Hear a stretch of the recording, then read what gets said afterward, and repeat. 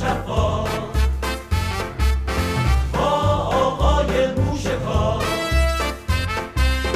با آقای موشکار. سلام عرض کردم آقا. این زهر برجام هرچی بیشتر تو جسم ولایت بول میخوره وضعیت اندرونی رو بیشتر به هم میزنه و دل و جیگر عظما رو آشلاشتر میکنه. یعنی الان کار به جایی رسیده که دیگه شیخ فری صاف تو روح علی بافور وای میسته و 180 درجه عکس ولی فقیه حرف میزنه. مثلا همین چند روز پیش خامنه درباره رابطه با آمریکا اینطوری گفت. رهبر انقلاب تاکید کردند در عرصه‌های دیگر اجازه مذاکره با امریکا ندادیم و با آنها مذاکره نمی‌کنیم. حالا لبیک ولایت مدارانه شیخ فری به این فتوای ولی فقیه رو ملاحظه کنید که آخر همدلی با ولایته. ما دنبال توافق هسته‌ای نبودیم که مشکل هسته‌ای رو حل بکنیم.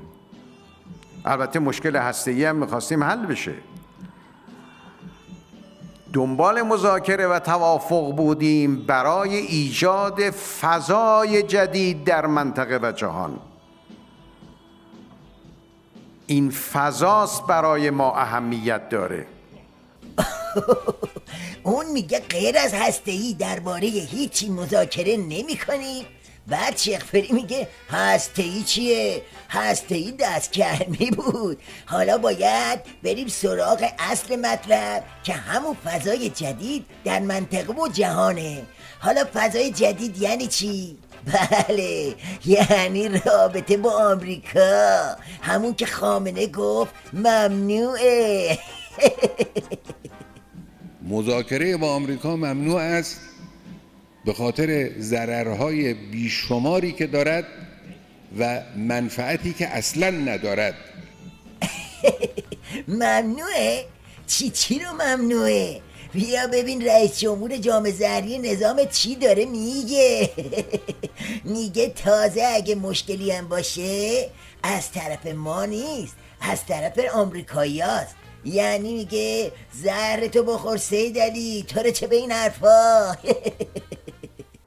در بعضی از رسانه‌ها از مشکلات حضور کارآفرینان آمریکایی در ایران سخن گفته میشه. بله ممکنه مشکل داشته باشن، اما این مشکل از این طرف نیست.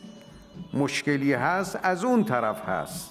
هیچ وقت ایران مانع حضور سرمایه گذاران آمریکایی در ایران نبوده. بله، وقتی ولی فقیه و رئیس جمهور نظامش اینجوری شاخ به شاخ میشن دیگه وضعیت نوچه هاشون روشنه. یعنی دیگه فوشی نمونده که به هم دیگه ندن و تیغی نمونده که به سر و ریشه هم نکشن.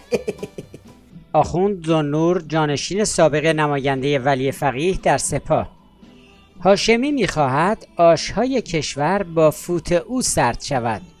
او باید پشت سر رهبری باشد، نه شانه به شانه ایشان. این وسط حرف برق‌پاره های کوسه اینه که دیگه بابا برجام تموم شد رفت. زهر هسته‌ای از گلو که چرز کنم، از باقی اعضا و جوارح عظما هم گذشته و رفته. الان از این به بعد باید فکر باقی مسیر بود و جام زهرای بعدی رو تدارک دید. برجام و باز هم برجام. چه موقعیت شناس است آیت الله هاشمی. برجام برای هاشمی و ظریف، برای روحانی و دولت تدبیر و امید تنها برنامه توافق هسته‌ای نیست، بلکه برنامه جامع آینده ایران و منطقه است. البته این موضوعی نیست که از چشم بابا قوری دلواپسان نظام مخفی مونده باشه. شریعت نداری و باقی جونه برای باند خامنه هم میدونن که کار برجام تمومه و باید از ادامه داستان ترسید. ادامه داستان همونه که بهش میگن نفوذ غرب.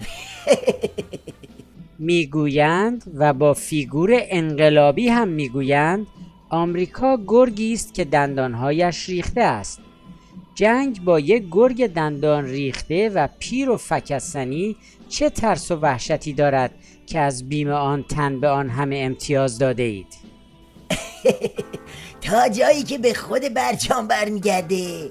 ولی فقیه هم میدونه که جایی واسه برگشتن نمونده و زهر رفته به حلق بر نمیگردد. حالا باید دید تو ادامه این جنگ و دعوای بیخدار کار به کجا میکشه. خامنه ای باقی جام زهرا رو میخوره یا میز چپ میکنه و میره واسه قیچیکاری بالا پر کوسه. البته هر کاری بکنه نهایه این نظام ولایته که آشلاش میشه.